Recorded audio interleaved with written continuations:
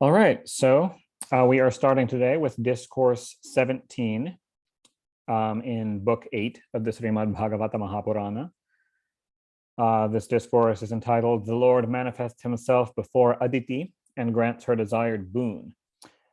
So this is part of the Vamana Avatar story, which we were just starting to get into last time. The context is that the Asuras have overthrown the Devas, taken the Indra's capital of Amaravati and taken over Svargaloka.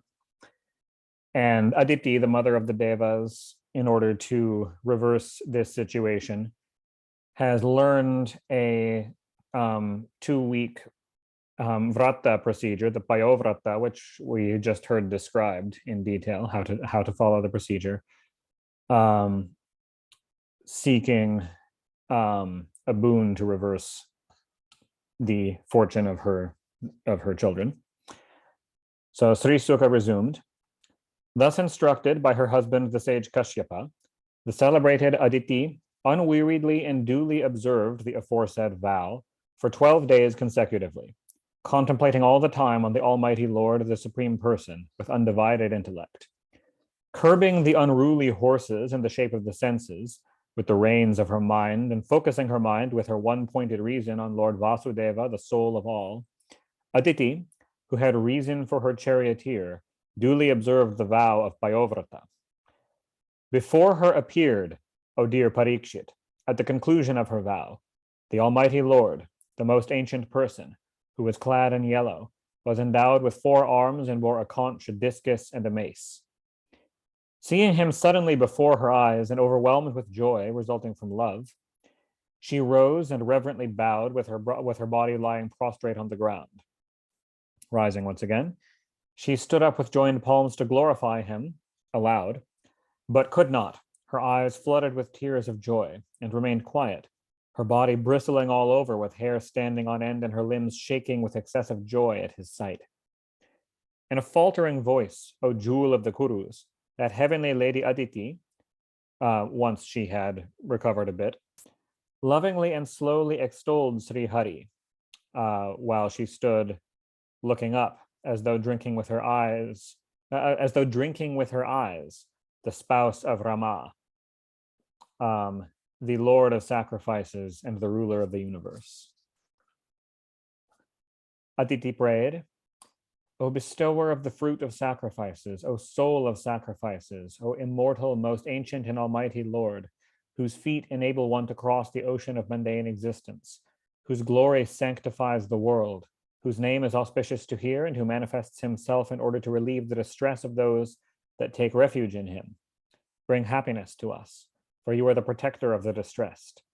Hail to you, Sri Hari, the infinite Lord, who for the coming into existence, continuance, and dissolution of the universe, assume of your own accord the gunas of Maya, wielding infinite power, who constitute the universe itself and are established in your own self, and in whose being the darkness of ignorance stands dispersed by perfect and ever-shining wisdom.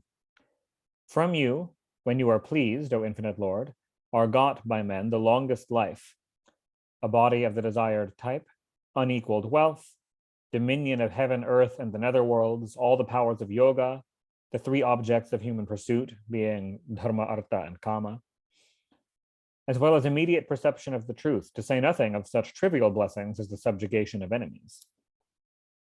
Sri Sukha continued. She is somewhat cleverly framing the blessing that she is seeking as something that should be tiny for him. Thus hymned by Aditi, O king, Lord Vishnu, the lotus-eyed one, the inner controller of all created beings, actually replied as follows, O scion of Bharata. The glorious Lord said, O mother of gods, your long-cherished desire is thoroughly known to me, which relates to the welfare of your sons, whose wealth has been usurped by their enemies, the Asuras, who have been driven away from their home. You wish to live with your sons when they have retrieved their triumphal glory after utterly and finally defeating those vainglorious Asura chiefs. You long to approach and behold the sorrowing and bewailing wives of your enemies when the latter have been slain by your sons, the eldest of whom is Indra. You desire to see your sons highly prosperous, with their glory and splendor restored, and diverting themselves after regaining mastery over heaven. Those Asura generals are for the most part invincible at present. That is my conviction, O celestial lady, for they are protected by Brahmanas, to whom the all-powerful time is propitious. Hence, heroic valor against them will not yield happiness. Nevertheless, O heavenly lady, some expedient must be thought of by me, propitiated by your observance of a sacred vow. For my worship ought not to prove fruitless, bringing as it does the reward according to the desire of the worshipper. Worshipped in the proper way for the protection of your sons, through the observance of the vow called Payovrata, and duly extolled by you, I shall assume the role of a son to you, entering by a part of my being the procreative energy of the sage Kashyapa, son of Marichi, and protect your progeny. Therefore seek your consort, a faultless Kashyapa Prajapati, O blessed lady, visualizing me as present in this form in the person of your husband. This secret should on no account be disclosed to another by you, even when questioned. For all secret plans of the gods, O celestial lady, succeed when scrupulously guarded. Sri Shuka went on. Saying this much, the Lord disappeared on that very spot. Having secured the rare boon of Lord Sri Hari's birth through her, Aditi waited upon her husband with supreme devotion, like one who has already accomplished her purpose. By power of concentration, the said Kashyapa, of true insight, actually perceived a part of Sri Hari having entered his own mind. Having fully concentrated his mind, O Parikshit, the sage Kashyapa, who was alike to the Devas and the Asuras, since they are all his children, and he has no favoritism toward one side or the other, placed in Aditi his seed, long conserved through asceticism, as the wind places a spark of fire in firewood. Perceiving the eternal Lord having entered the womb of Aditi, Hiranyagarbha, which is a name of, in this case, it's used in the sense of a name of Brahma, proceeded to praise him with mysterious epithets as follows. Brahma prayed, "May you triumph, O Lord, hymned by many. Let my salutation be to you, O Lord of mighty valor. My greetings to the Lord who is friendly to the Brahmanas. Hail, hail to the controller of the three gunas. Salutations to you, the maker who were born of Prishni and are revealed in the Vedas, who hold the three worlds in your navel, and at the same time stand above the three worlds, who have entered all embodied beings as their inner controller and are all pervading. You whom the Vedas refer to as the supreme person of unlimited powers are the beginning, end, and middle of the universe. As the time spirit, O Lord, you draw the universe after you, even as a deep stream draws whatever has fallen into it. Indeed, you are the creator of all created beings, immobile and mobile, as well as of the lords of creation, the Prajapatis. You are the supreme refuge, O Lord, of the denizens of heaven, fallen from heaven, even as a boat is for one about to be drowned in water.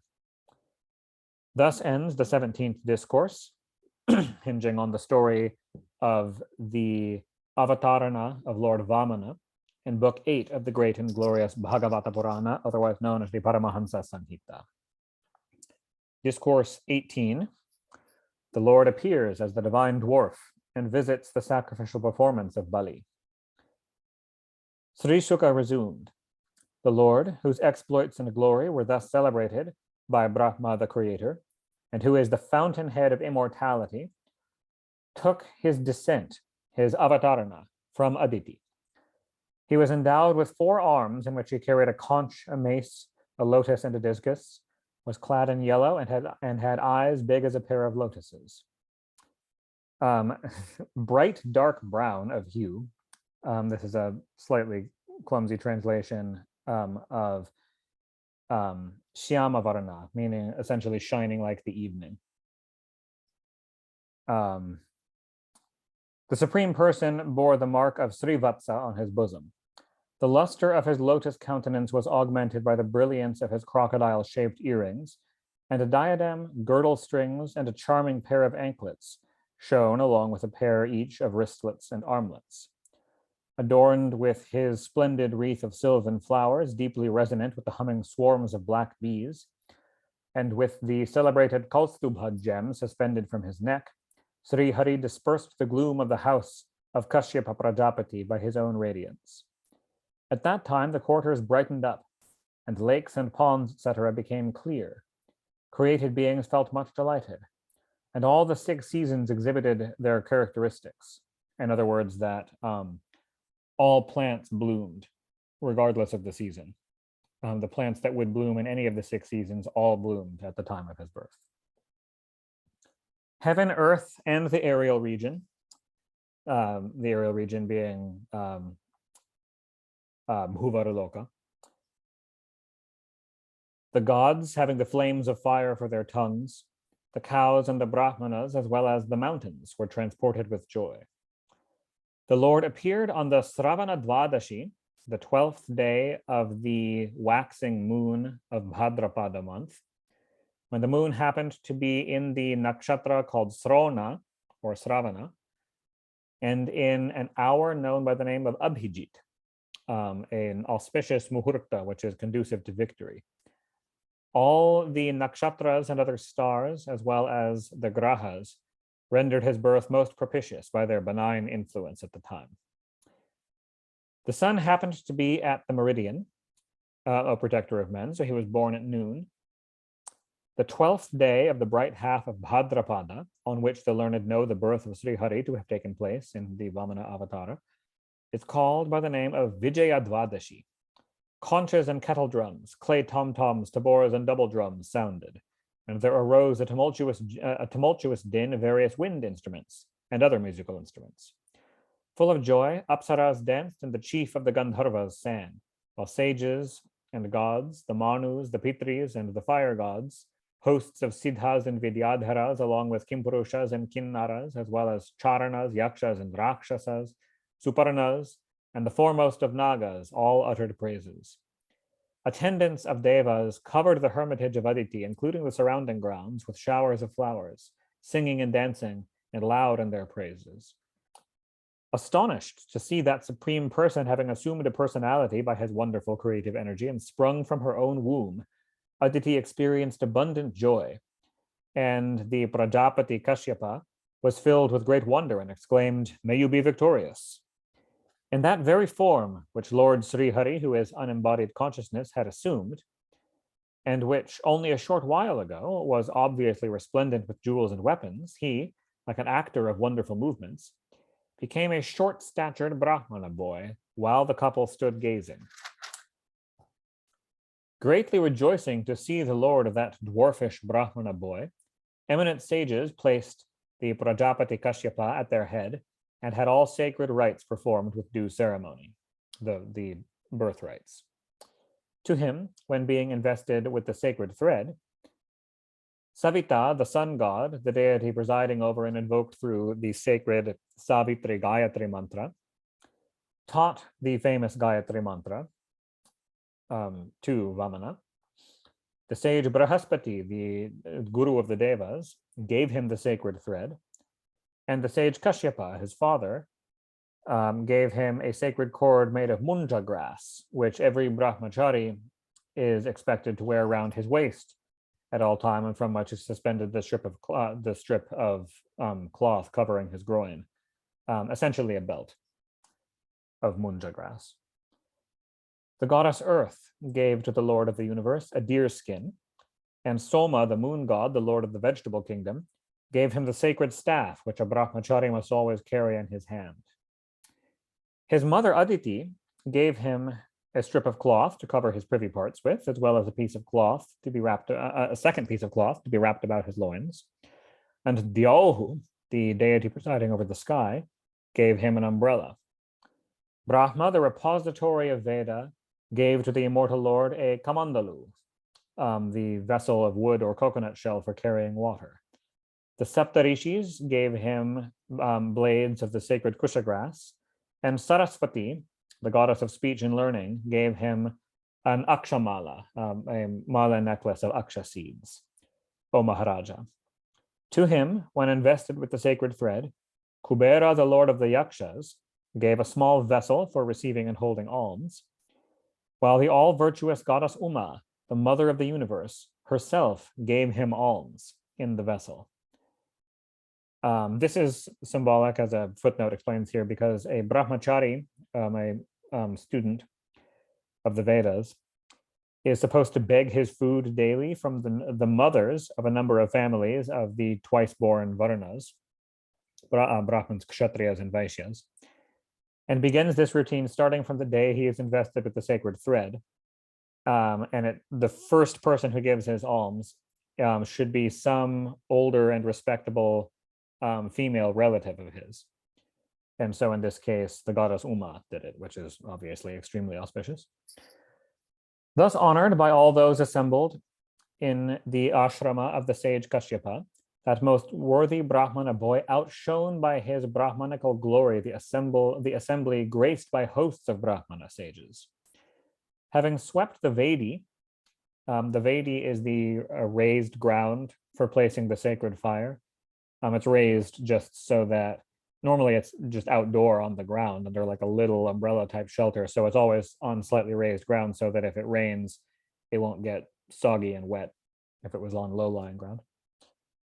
So having swept the Vedi with blades of kusha grass in order to drive away insects, and installing the sacred fire, and having strewn more blades of kusha around it in the prescribed manner by way of warding it against evil spirits, and then fully lighting the fire, the Brahmana boy duly worshipped it in every way and fed it by means of sacrificial sticks daubed with ghee.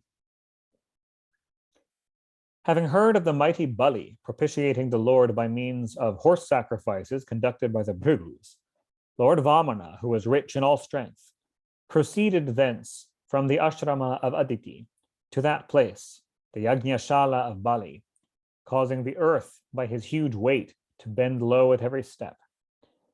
The celebrated Bhrigus, who were conducting as the priests of Bali an Ashvamedha, the best of all sacrifices, at the holy spot bearing the name of Bhrigukacha on the northern bank of the sacred Narmada River, keenly observed him resplendent as the sun risen close to them. Eclipsed by the splendor of the divine dwarf, or protector of human beings, the said priests, including the Yajamana, Raja Bali himself, and the superintending priests, thereupon speculated whether the sun god, or Vibhavasu, which is another name of Agni, the fire god, or again the divine sage Sanat Kumara, was actually coming there with a desire to witness the sacrificial performance. Thus speculated about by the Bhrigus and their disciple Bali in ways more than one, the said Lord Vamana forthwith entered the enclosure of the horse sacrifice, bearing the umbrella along with the sacred staff in one of his hands, and the kamandalu full of water in the other. Observing Lord Sri Hari as having entered the sacrificial grounds in the form of a short-statured Brahmana religious student, encircled by a cord of munja grass at his waist, with a deer skin placed baldric-wise after the manner of a sacred thread by way of a covering for the upper part of his body.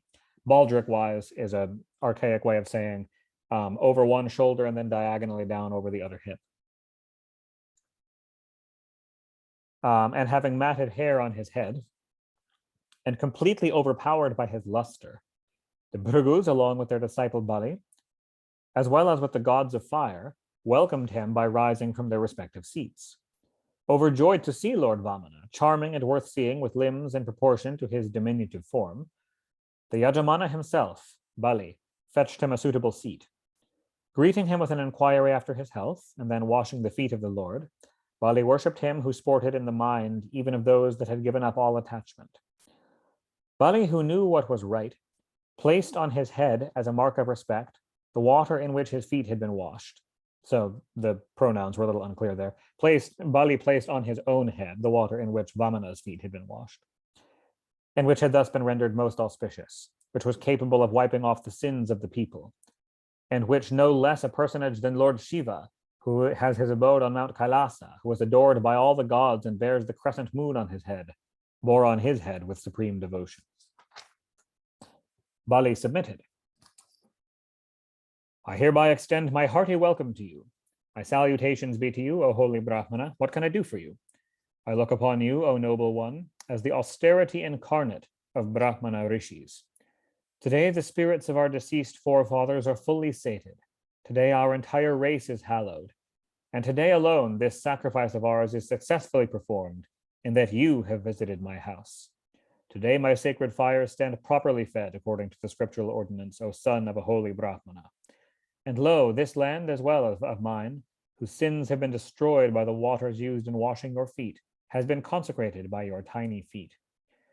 Pray take from me whatever you desire, O Brahmachari, for I infer you, O son of a holy Brahmana, to be one who seeks for something.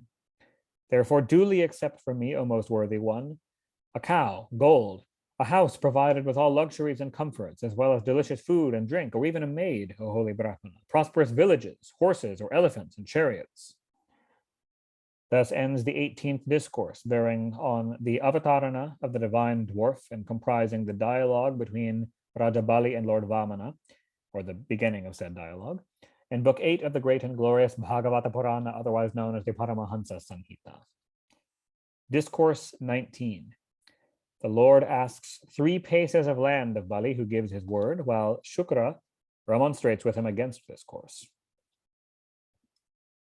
Sri Shuka resumed, the Lord was delighted to hear the aforesaid speech of Bali the son of Virochana, which was not only just, but agreeable and full of truth as well, and welcoming it, he spoke as follows.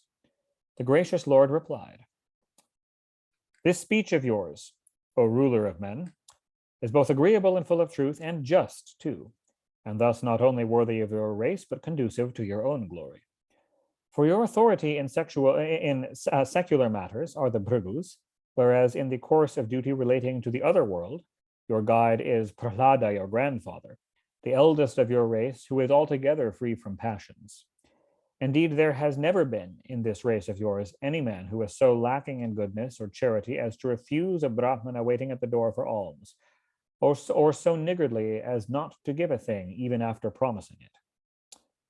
In your race, wherein, like the moon in the firmament, shines forth by his untarnished glory, Prahlada, there have never been kings who were so low-minded as to turn away their face when requested for a charitable gift by a mendicant on an occasion of gift, or for a combat by one seeking an encounter on the battlefield. Born in this race, the race of Daityas, Hiranyaksha could not find a rival while traversing this earth alone, armed with a mace for the conquest of the quarters. Even though Vishnu killed him with great difficulty when he appeared before Vishnu at the time of Vishnu's rescuing the earth from the bottom of the ocean, Vishnu did not account himself victorious, recalling Hiranyaksha's superior valor again and again, even after his death. So he's obviously saying all this to be flattering. Hearing of his death, his elder brother Hiranyakashipu, Prahlada's father, full of rage, went of yore to the abode of Hari in order to kill the slayer of his brother. On observing him approaching, spear in hand, like death himself, Vishnu, who knows what is opportune and is the foremost of those practicing conjuring tricks, reflected thus within himself, even as death dogs the footsteps of living beings wherever they go, he is sure to follow wherever I go. Hence I shall enter his heart and hide there, his eye being turned to the outer world alone. Having concluded thus, Vishnu, who was greatly agitated in his mind and who hid his body, reduced to a subtle state, in the ingoing breath of Hiranyakashipu, stealthily entered through the latter's nostril, O ruler of the Asuras, the body of the enemy who was rushing towards him. Ransacking his abode, which was devoid of Vishnu, yet not perceiving him, Hiranyakashipu roared in rage.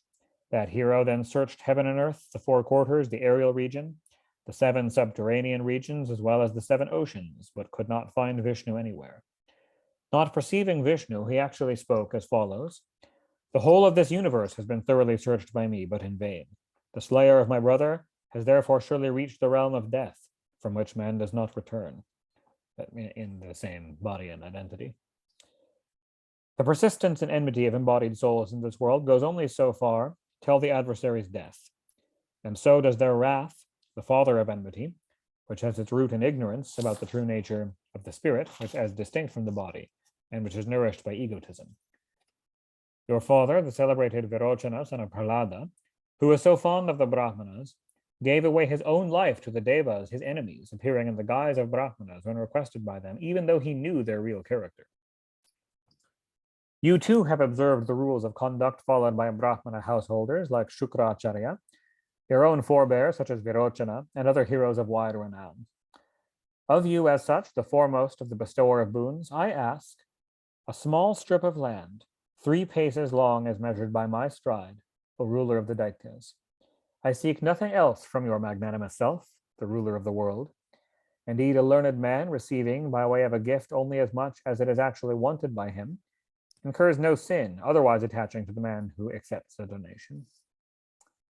Bali submitted, O son of a holy Brahmana, your words are commendable in the eyes of elders, although you are in a body of puerile intellect, not properly alive to your own interest, and that you who, having won over by your words me, the undisputed ruler of all the worlds, and thus capable of gifting a whole continent, ask of me only 3 paces of land, unwise as you are. Having approached me, a man must not beg again. Therefore, O Brahmana boy, accept at will from me land enough to afford you a decent living. The Lord said, all the dearest objects in the 3 worlds, whatever they are, cannot satiate one who has not been able to subdue his senses and mind, O protector of men. He who is not satisfied with 3 paces cannot be sated even with a continent, consisting of 9 varshas, as he will be seized with a longing for all the 7 dvipas. Pruto, the son of Vena, Gaya, and other kings, suzerain lords of all the 7 dvipas, could not reach the end of their thirst following from riches and other objects of desire, so have we heard. A contented person subsists with ease on whatever is got by luck, whereas a discontented fellow of uncontrolled mind does not lead a happy life even if he has the sovereignty of the 3 worlds acquired by him. This discontentment with wealth and sense enjoyment is responsible for the transmigration of a soul, while contentment with whatever is obtained by chance has been declared as conducive to liberation. The glory of a Brahmana, contented with whatever is got by chance, grows, though through discontent, however it appears, even as fire gets extinguished by water. Though discontent disappears, even as fire gets extinguished by water. Therefore, only 3 paces of land do I ask of you, the foremost of the bestowers of boons. I shall have accomplished my purpose with this much alone, for wealth is desirable only to the extent of one's need. Sri Shuka continued, thus spoken to, Bali laughingly said, take as much as you will. He then took up a pot of water. This is a way of officially making a vow or a promise to swear at using a pot of water in order to solemnly give the gift of land to the divine dwarf.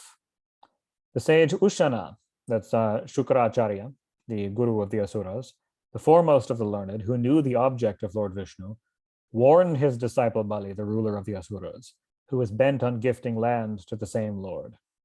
Shukra said, sprung from the loins of the sage Kashyapa through Aditi, O son of Virochana, this dwarf is no other than the immortal Lord Vishnu, who is bent upon accomplishing the purpose of the Devas. I do not approve of what you have promised to him, ignorant as you are of the harm that will follow. A great calamity has surely befallen the Asuras. Appearing as a brahmachari through his Maya, this Hari will snatch your throne, dominion, fortune, splendor, and glory, widely known, and bestow it on his own brother Shakra, who is Indra. Assuming a form coextensive with the universe, he will cover these 3 worlds in 3 strides. Giving away all to Vishnu, how will you be able to keep your body and soul together, O fool? Where will place be found for the 3rd stride of the all-pervading Lord, who will cover the earth with 1 colossal stride, heaven with the 2nd, and the intervening space with his gigantic person? For yourself, who will prove unable to redeem your promise and fail to make the promised gift, and foresee a firm footing in the infernal region? The wise do not commend that gift through which one's own living is lost. For in this world, charity, sacrificial performances, austerity, and other righteous acts are possible only for him who has a means of subsistence. A householder dividing his income into 5 parts and utilizing it for the purposes of acquiring religious merit, celebrity, earning more wealth, enjoying pleasures, and maintaining his own people, rejoices in this life as well as in the life beyond. On this point, the question of truth and falsehood, too, hear from me, O chief of the Asuras, the verdict of the Bahrachas, the rishis of the Rig Veda.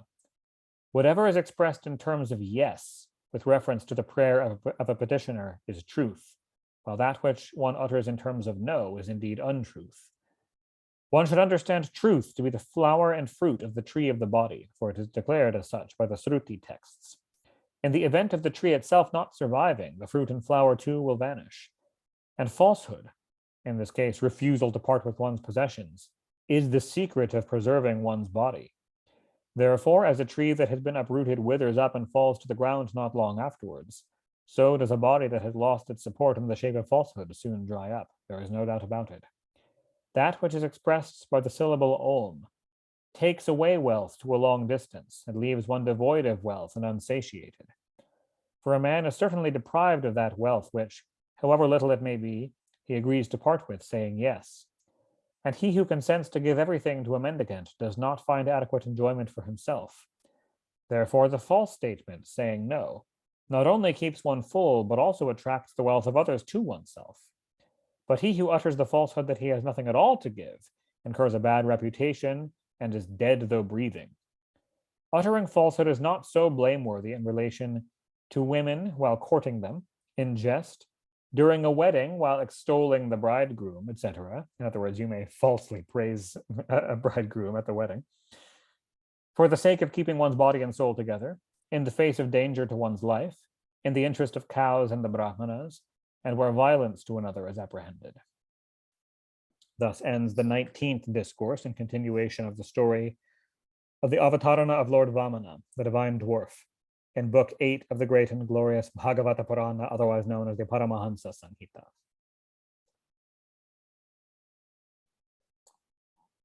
Discourse 20, a vision of the cosmic body of the Lord. Sri Shuka resumed. Thus spoken to by the sage Shukra, the guru of the Asura race, Bali the sacrificer, master of the house and head of his family, kept quiet for a moment, and then with a concentrated mind submitted to his guru. Bali said, "Truly has it been observed by your worshipful self that such is the duty of householders as does not at any time interfere with his wealth, enjoyment, fame, and livelihood. But having promised that I shall give, how can I, the celebrated Bali, a scion of Prahlada, refuse like a cheat through greed of wealth a holy Brahmana? This earth once clearly said, indeed there is no unrighteousness greater than falsehood. I regard myself capable of sustaining all other than a man given to lying. I am not afraid so much of the tortures of Naraka, poverty, and even an ocean of misery, nor of falling from my position and death itself, as of playing a Brahmana false. Whatever wealth, etc., there is in this world will surely abandon a deceased person. Why then should one not give it away oneself during one's very lifetime? And what apology is there for parting with only a portion of such wealth if a Brahmana is not satisfied with that much? Pious souls like the sage Dadhichi and King Shibi minister to living beings with their life itself so difficult to part with. Those are two people who literally gave up their body to help others. What scruple can there be under such circumstances in giving away land, etc.? Time swallowed by the enjoyments of those lords of the Daityas by whom, O holy Brahmana, the whole of this globe was ruled over and who never retreated in battle, but not so the celebrity acquired by them on earth, which still survives. Warriors not turning back and laying down their lives on the field of battle, O Brahmana sage, are indeed easy to find, but not so those liberal souls who give away their fortune with reverence when a worthy recipient comes. It is rather graceful for a magnanimous and compassionate soul that poverty should overtake him in consequence of his gratifying the desire of petitioners, much more knowers of Brahma like you. Hence I shall confer the desired boon on this brahmachari, be he the self-same Lord Vishnu, the bestower of boons, whom you, well versed in the Vedic rituals, worship with reverence through kratus and yajnas. Or be he an enemy, I shall bestow on him the land sought for, O holy sage. Even if he unrighteously puts me, even though faultless, in bonds, yet I shall not hurt him, my enemy disguised as a Brahmana, and therefore afraid of me. If he is really Lord Vishnu of excellent fame, he would not forfeit his fair name by playing me false, and might as well wrest the earth from me, even if I were loath to part from it after killing me in battle, or being slain by me. He might lie in eternal sleep if he is an impostor. Sri Shuka continued, impelled by providence, the Guru Shukracharya cursed his high-minded disciple Bali, who, being true to his promise, had thus grown seemingly irreverent towards his guru and refused to obey him. You who have grown so arrogant as to violate my command, a highly conceited fool that you are, will soon fall from your high position through disregard shown to us. Though imprecated in this way by his own guru, the great soul did not deviate from truth and gifted the land to the divine dwarf after duly worshipping him and pouring water from his right palm in order to solemnize the gift. Bali's wife, Vindhyavali, who was adorned with a pearl necklace, then came and brought a pitcher of gold full of water to wash his feet with, to wash Vamana's feet with. The Yajamana, Bali himself, washed with delight the glorious feet of the Lord and bore on his head that water, which was capable of consecrating the whole universe. Applauding that action of Bali as well as his guilelessness, all the hosts of gods in heaven, as well as Gandharvas, Vidyadharas, Siddhas, and Charanas, full of joy, greeted the Lord of the Asuras at that time with showers of flowers, even though the Devas, were his enemies. Kettle drums were sounded in thousands again and again, while Gandharvas, Kimpurushas, and Kinnaras sang, "A most difficult task has been done by this noble soul, in that he has knowingly given away all the three worlds to his enemy." In the meantime, that diminutive form of Srihari, the infinite Lord, which comprised in itself the three gunas, grew to such a wonderful extent that the earth, the sky, the four quarters, heaven, the subterranean regions, and the seven oceans, as well as the various species of living beings, such as human beings, devas, rishis, and the subhuman creation, all found their place in it, in his body. In the body of that Lord of extraordinary powers, which is the ground of the three gunas of which this universe is constituted, Bali, along with the priests officiating at the sacrifice, the guru and the superintending priests, beheld the whole of this universe, made up of the three gunas, including the five elements, the 10 indriyas, the objects of the senses, the mind, and the jiva. Bali, who had an army as strong and well equipped as that of Indra, whose throne he was now occupying, saw the seven subterranean regions at the sole of the feet of the Supreme Person appearing in his cosmic form, the earth in his feet, mountains in his shanks, the realm of the feathered kingdom, meaning the sky, in his knees, and the host of devas, 49 in number, presiding over the air, in his thighs. He further beheld Sandhya, the deity presiding over the morning and evening twilights, in the loincloth of the universal Lord, the Asuras, headed by himself, Bali, in his anus, the sage Marichi and others, the Prajapatis, in his genitals, the firmament in his navel, the seven oceans in his sides, and the host of stars in the chest of the Lord of wide strides. Again, he saw Dharma, the Dharma Deva. Oh dear Parikshit, in the heart of Lord Vishnu, the slayer of the demon Mura, the gods presiding over Rita and Satya in the left and right sides of his chest, and the moon god in his mind, Sri, with a lotus in her hand in his bosom, and the Samas, the Samaveda, as well as all sounds in his throat. He also beheld the immortals with Indra as their head in his arms, and the four quarters in his ears, heaven in his crown, clouds in his looks, the air in his nostrils, the sun in his eyes, and fire in his mouth. He further witnessed the Vedas in the speech of the Supreme Person, Varuna, the god of water, in his palate, the interdictory as well as the injunctive part of the sacred texts in his eyebrows, the day and the night in the two rows of his eyelashes, and anger in his forehead and greed precisely in his lips. And he saw love in his tactile sense, O protector of men, water in his generative fluid, and unrighteousness, or adharma, in his back, sacrificial activity in his strides, death in his shadow, and Maya in his laughter, and the innumerable species of herbs and annual plants were the hairs on his body. The hero Bali beheld rivers in his arteries, rocks in his nails, the birthless Brahma in his intellect, hosts of gods presiding over the Indriyas as well as rishis in his Indriyas, and all created beings, both immobile and mobile, in his person. Observing this universe in the all-sustaining person of the Lord, all the asuras were seized with fear, O dear one.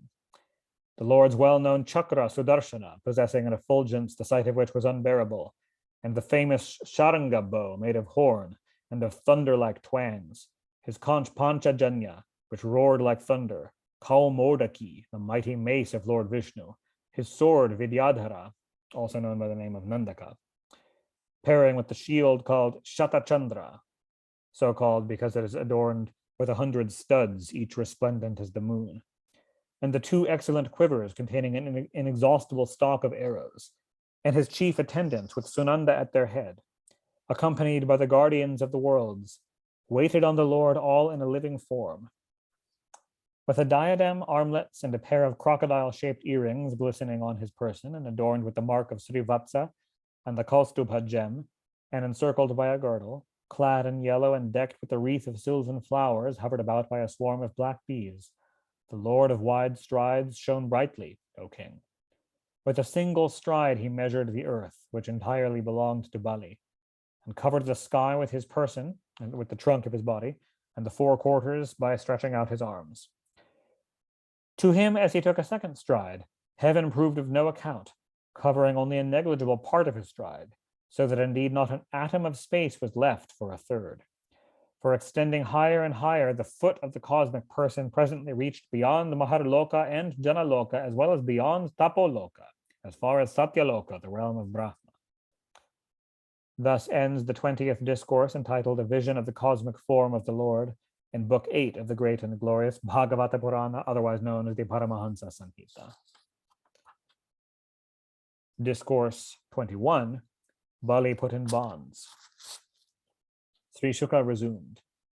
Observing the Lord's foot as having reached Satyaloka, Brahma the lotus-born, who was now encircled by the luster of the moon-like nails of that foot, and whose very realm was eclipsed by them, went forth to greet the foot. So did Marichi and the other rishis, Bala brahmacharis, like the celestial sage Narada, and yogis headed by Sanandana, O ruler among men, the deities presiding over the 4 Vedas, as well as the 4 Upavedas, the 4 Upavedas being Ayurveda, Dhanurveda, Gandharva Veda, and Stapatya Veda.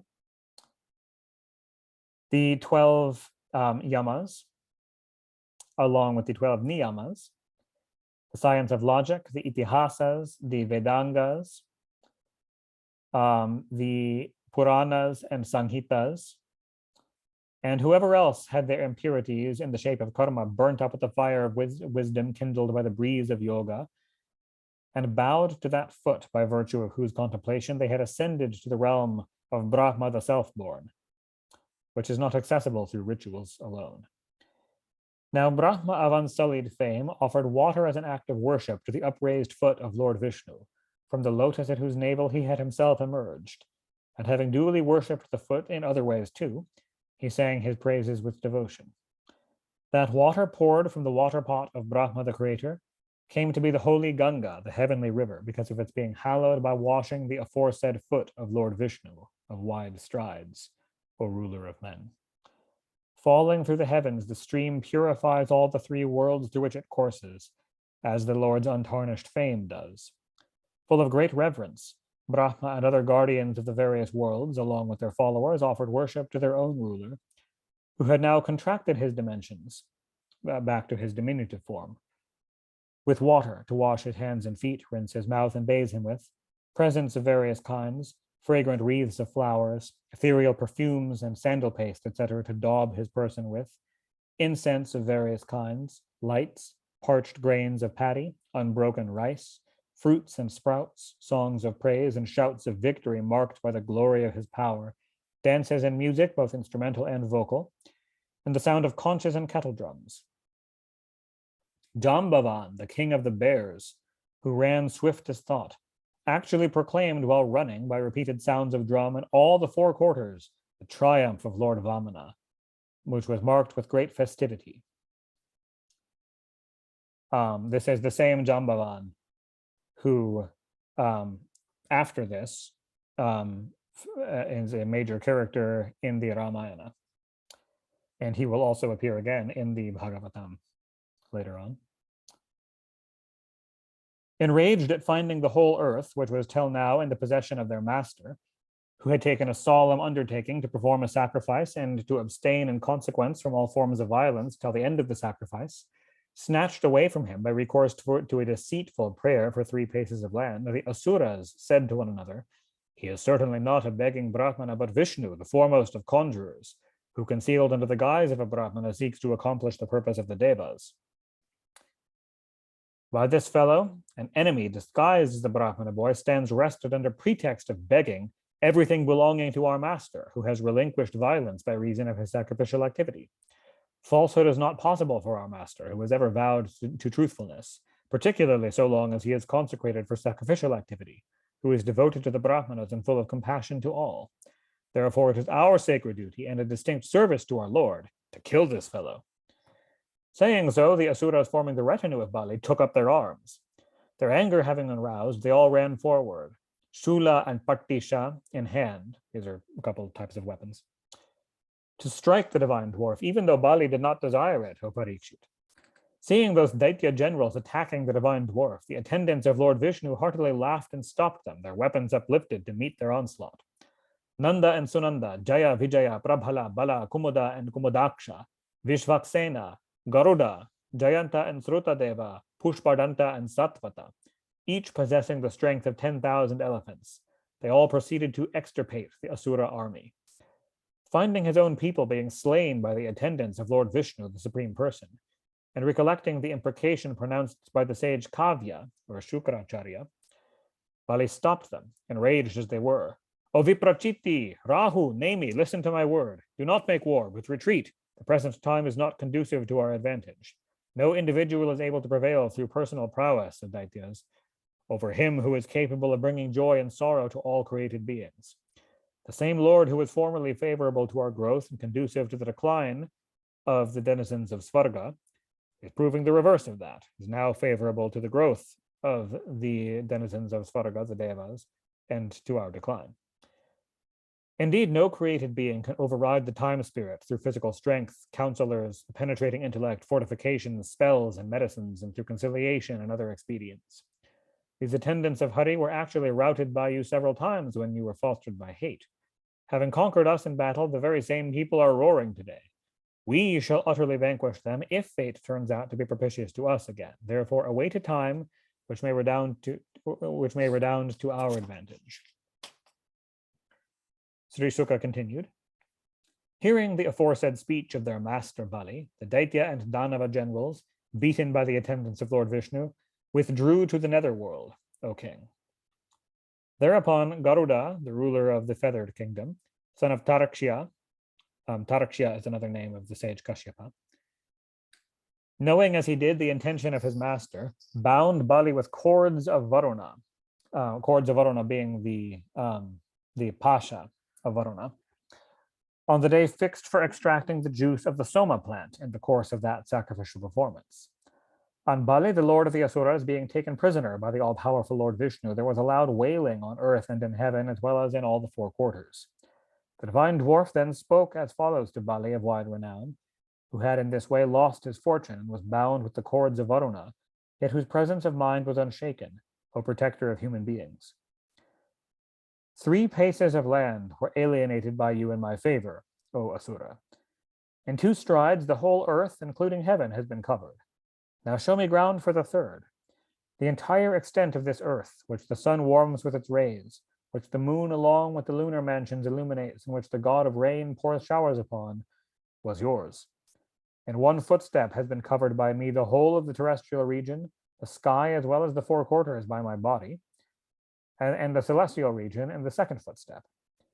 In this way, before your eyes, whatever was yours has been occupied by my all-pervading self. A place is accordingly decreed in the infernal region for you who have failed to give what was promised by you. For this reason, as well as because you have been recommended for it by your guru too, enter you the infernal region. His aspirations for happiness here fall to the ground, and heaven remains a far cry for him. He descends into Naraka, who plays a petitioner false by failing to give the promised gift. I too have been deceived by you, proud as you were of being rich with the words, I shall give. Therefore, reap the fruit of uttering a falsehood in the shape of damnation and Naraka for some years. Thus ends the 21st discourse entitled Bali Put in Bonds, bearing on the story of the Avatarana of the Divine Dwarf in Book 8 of the great and glorious Bhagavata Purana, otherwise known as the Paramahansa Samhita. Discourse 22. Further dialogue between Raja Bali and Lord Vamana. Sri Shuka resumed, thus subjected to contumely by the Lord, O Parikshit, Bali, the Asura chief, who remained unagitated in mind, even though the Lord tried to unnerve him as a test, gave the following calm reply. Bali submitted, O illustrious one, if you consider the vow made by me to be untrue, O chief of the gods, I shall presently justify it, inasmuch as it was not intended to deceive you. Pray place your third footstep on my head. Fallen as I already am from my position of sovereignty of the three worlds, I am not so very afraid of damnation and Naraka, nor of being bound with cords, nor of a calamity which cannot be easily got rid of, much less of a financial crisis, not even of punishment at your hands, as of being called ignoble. I regard as most laudable for persons punishment inflicted by the most worthy, which is a blessing in disguise, in which, as a matter of fact, no mother, father, brother, or friends can mete out. Disguised as an enemy, you are indeed the greatest benefactor to us Asuras. You who have vouchsafed vision in the shape of a fall from power to us, who were blinded with arrogance from manifold causes, and by nursing a feeling of deep-rooted enmity towards whom many an Asura has actually attained perfection in the form of final moksha, through such one-pointed attention on Vishnu, even if it's in the form of enmity, which only those possessed of exclusive devotion could attain. By you, as such, of manifold activity, have I been taken prisoner and bound with the cords of Varuna, yet I feel neither much ashamed nor afflicted thereby. My grandfather Prahlada, who is esteemed by your devotees and whose reputation as a pious soul is manifest, was subjected to a variety of tortures by his own father Hiranyakashipu, your sworn enemy, because he was devoted to you. What purpose of a mortal will be served through this body which will ultimately abandon him? What will be gained through robbers passing under the name of kinsfolk and carrying away his wealth? What object will be accomplished through a wife, either, who is instrumental in bringing him transmigration, through attachments to worldly things? And what useful purpose of his will be served through houses? In love for these is involved mere waste of one's lifetime. Having concluded thus, the aforesaid Prahlada, my grandfather, an exalted soul possessed of unfathomable wisdom and the foremost of the virtuous, took shelter in your lotus feet, which are eternal, and have no fear from any quarter whatsoever, even though you destroyed his own kinsmen, afraid as he was of the company of worldly people. And I, too, have been brought to your presence by a propitious fate, even though you pose as my enemy, and have been forcibly robbed of my fortune. For a man whose understanding has been rendered obtuse by wealth does not recognize this life, which is always within easy reach of death, as uncertain. Sri Shuka continued. While he was thus speaking, Prahlada, the beloved of the Lord, appeared there, O chief of the Kurus, like the moon above the horizon. Indrasena, another word for Bali, observed Prahlada, his own grandfather, tall and handsome, dark as collyrium, clad in yellow, with eyes big as a pair of lotuses and pretty long arms, and shining brightly with his native glory. Bound with the cords of Varuna, Bali could not offer due worship to him as he used to do before. He simply bowed with his head, his eyes confounded with tears, and remained with his head hung down evidently with shame. Seeing the Lord, who is the protector of the virtuous, sitting there and waited upon by his attendants, Sunanda, Nanda, and others, the high-minded Prahlada was overwhelmed with tears and a thrill of joy. He approached him with head bent low and bowed with his head placed on the ground. Prahlada submitted. It was by you alone that this exalted position of Indra, the Lord of Paradise, was conferred on him as a reward for the Vishvajit sacrifice performed by him to propitiate you, and it has likewise been taken away by you today. In other words, you have only accepted back what was yours to lend. I consider that alone, which you have been pleased to do, to be good for him. Indeed, a great favor has been done to him in that he has been deprived of his fortune, which is so instrumental in infatuating the soul. Who can truly perceive the essential nature of his self despite such wealth, under the influence of which even a learned and self-controlled man falls a prey to delusion? Hail to that Lord in you, the Lord who has his abode in water, the undisputed ruler of the universe and the witness of all the worlds. Sri Shuka went on. Within the hearing, O king, of the aforesaid Prahlada, who stood with joined palms, the glorious Brahma, who had at the beginning of creation emerged from a golden egg, proceeded to speak to Lord Madhusudana. But before he opened his lips, the virtuous wife of Bali, Vindhyavali, who was overwhelmed with fear to see her husband bound, submitted to Lord Vamana, the youngest brother of Indra, with joined palms and a drooping face, bending low in supplication. Vindhyavali prayed, "This universe, consisting of 3 spheres, has been created by you for the purpose of your diversion. Over such a universe, which is your plaything, however, others like Bali, of perverse understanding, who have cast all shame to the winds and in whom the notion of there being free agents has been planted by you through your Maya, recognize their proprietorship, O Lord. What can they offer to you, the creator, preserver, and destroyer of the universe?"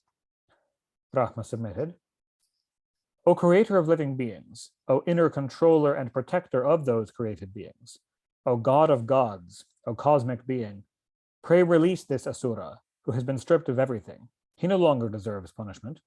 The entire globe has been gifted by him to you, as well as the worlds that were acquired in virtue of his meritorious actions. All that he owned, nay, his very self, has been offered to you with an unflinching mind. Having given away with an unwincing mind the 3 worlds to you by pouring water at whose feet with a guileless intellect and offering harmless worship even with sprouts of panic grass, one can attain even the highest goal of moksha, or residence in your divine realm. How can he reap affliction?" The glorious Lord replied, "I take away the fortune of whomsoever I show my grace to, O Brahma.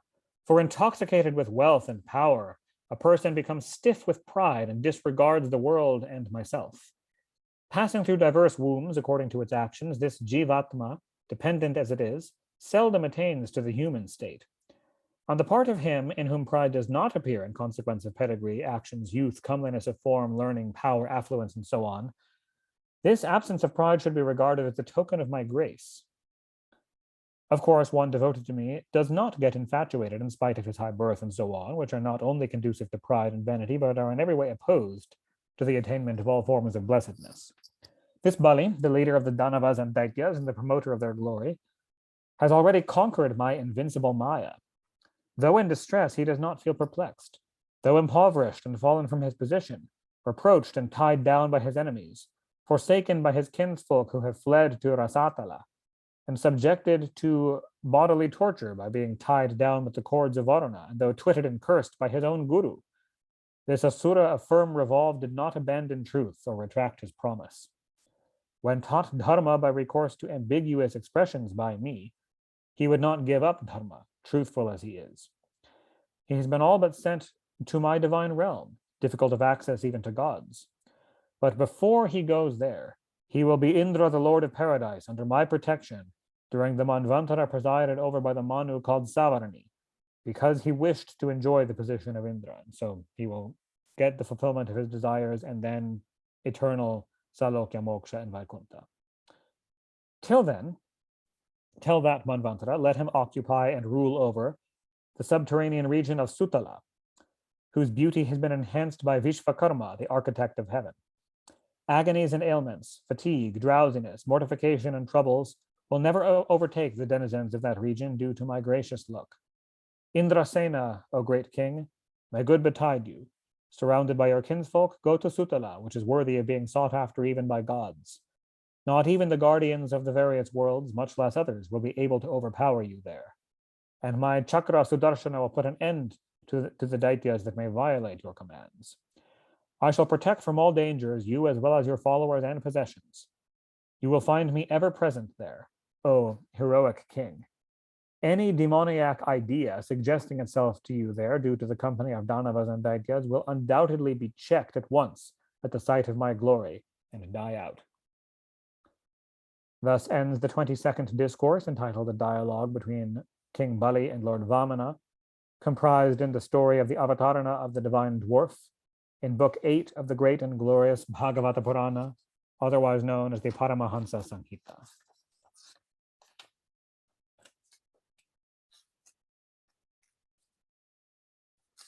And I'm thinking that might be a good place to stop for today. There's a little bit more wrap up of the story, but it kind of takes a while. And I think in the next session, we're actually going to finish book 8 entirely. So given the time, I think that's probably a good place to break. Thank you, Devala. Yeah, Jai thank Shri you. Krishna. Jai Shri Thank Krishna. you. Thank you all for coming. Thank you. Hari Om. Thanks, Devala. Hari Om. Thank you.